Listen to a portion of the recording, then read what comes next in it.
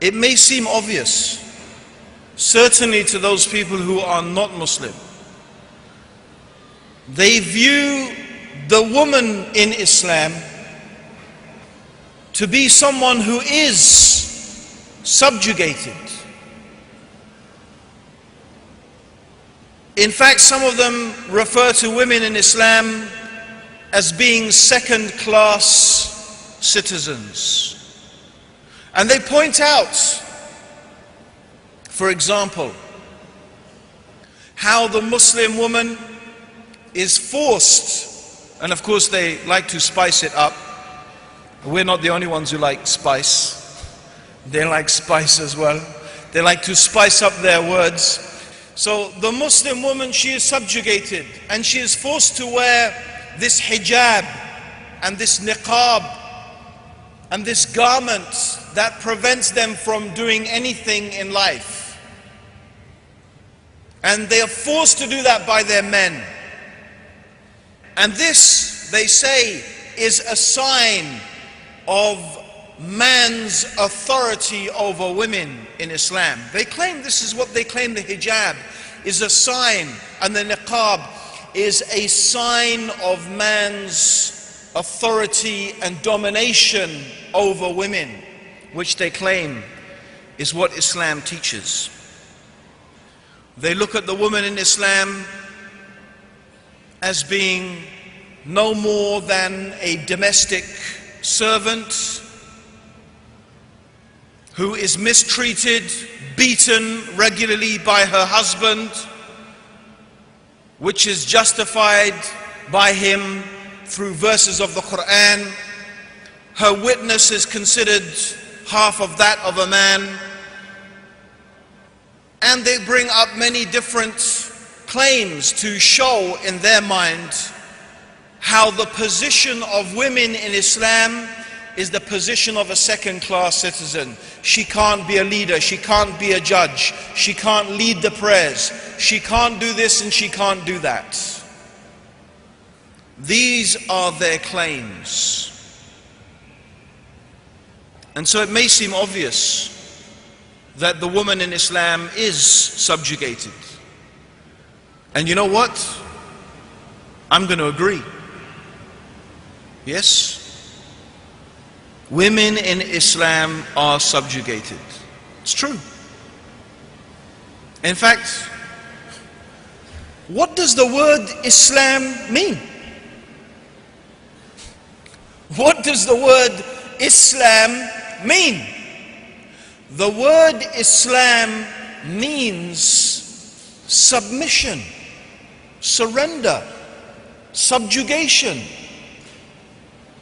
Actually, not only are women in Islam subjugated, men in Islam are subjugated to the will of Allah subhanahu wa ta'ala. That's what being a Muslim means. That we subject our will to Allah's will. We subject our desires to the guidance of Allah subhanahu wa ta'ala. And we give priority to what Allah wants over what we want. And we give priority to the guidance of Allah over the ideas of our limited intellect. This is what being a Muslim fundamentally means. But everyone is subjugated to someone or to something. We are all in a state of submission and surrender to someone or to something. And this is true even in the West, where they talk about freedom. But the West is not free. You're not free to do anything you want in the West. You're not free to drive on the wrong side of the road. You're not free to go through a red traffic light. You're not free to park anywhere you want. You're not free to drive your car even without wearing a safety belt. You're not free to kill, murder, rape and steal and do whatever you want. There is no such thing as true freedom. It doesn't have a meaning. Freedom. Freedom from what?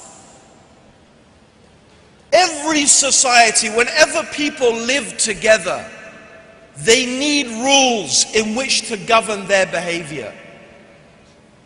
And all of us as human beings, we do things in our life to please our parents, to please our friends, to please our wife or our husbands or our children.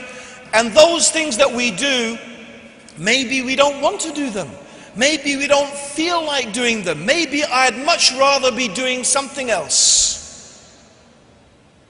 But why do I do that? Why do I do those things? Because I love my children. I love my wife.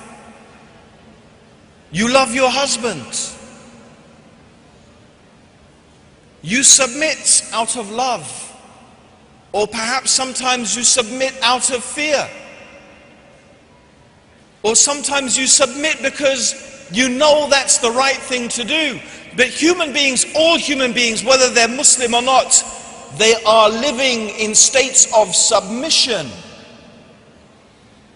But being a Muslim means that we submit to Allah. The one that we submit to, the one that we surrender to, more than anything else and above anything else,